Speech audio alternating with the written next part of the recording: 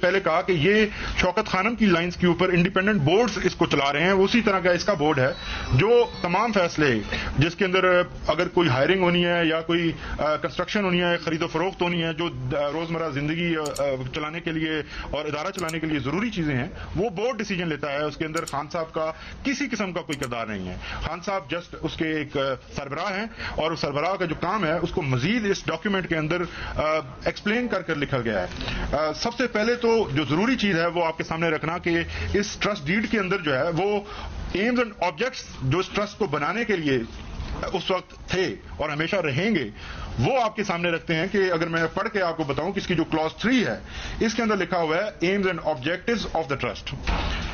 پہلا اس کا پوائنٹ ہے to set up Al-Qadir university in various disciplines including Islamic studies and sciences. یہ اس کا پہلا مقصد ہے. دوسرا مقصد ہے to set up any additional educational institute, schools, colleges and اور universities across the country for the promotion of education in Pakistan. تیسرا اس کا پوائنٹ ہے کہ to provide quality education to all sections of the society regardless of the caste, creed, race, religion اور financial standings. تو یہ briefly اس کے Ms and objects ہیں جس کے مطابق اس کے آگے اور بھی ہیں. میں آپ کے حوالے یہ کروں گا تفصیل کے ساتھ، آپ پڑھیے گا اور اس کو تمام جگہوں پہ بتائیے گا بھی کہ یہ ادارہ بنیادی طور پر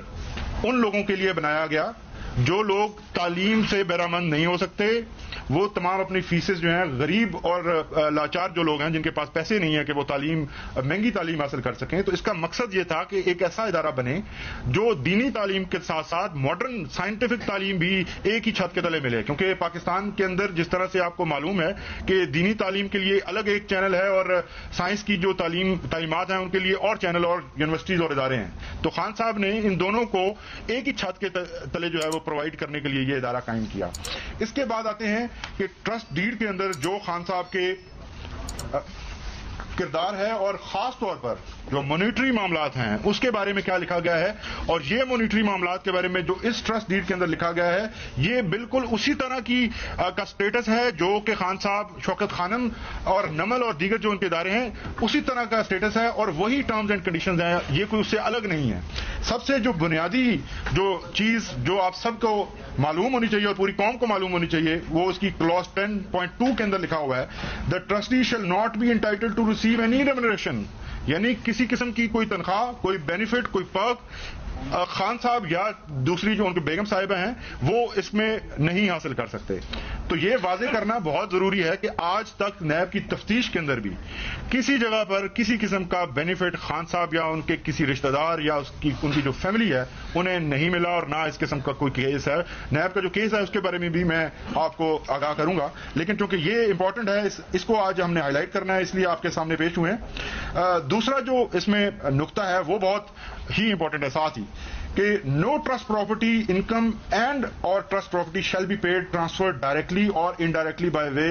آف پروفٹ، ڈویڈنڈ، بونس اور otherwise to any of its trustees اور دیئر ریلیٹیوز. حالانکہ ٹرسٹیز صرف 2 ہیں لیکن ساتھ میں یہ بھی لکھا ہوا ہے کہ ٹرسٹیز کے رشتہ داروں کو بھی کل کو اگر ان میں سے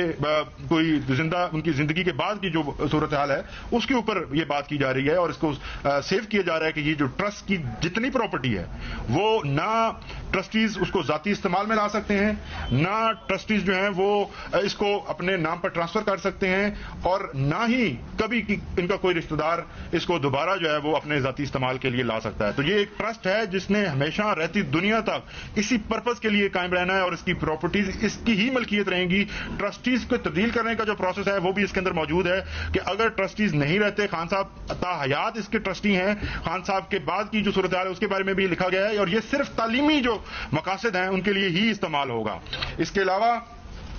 جو دیگر پوائنٹس ہیں وہ آپ کے سامنے رکھے جائیں گے. آپ کو میں یہ کاپیز جو ہیں وہ پرووائڈ کروں گا. اب دوسری امپورٹنٹ چیز جو ہے وہ بیریئر ٹاؤن کا اس کے اندر کردار ہے. اس کے لیے ضروری ہے کہ ہم آپ کو کیس کا جو بیک گراؤنڈ ہے وہ تھوڑا سا ساتھ میں بتائیں اور اس کے بعد جو ہے بیریئر ٹاؤن کے ساتھ کن ٹرمز کے اوپر اور کیا بات کی گئی اور کیا ان کا کردار تھا اور ان سے کیا لیا گیا.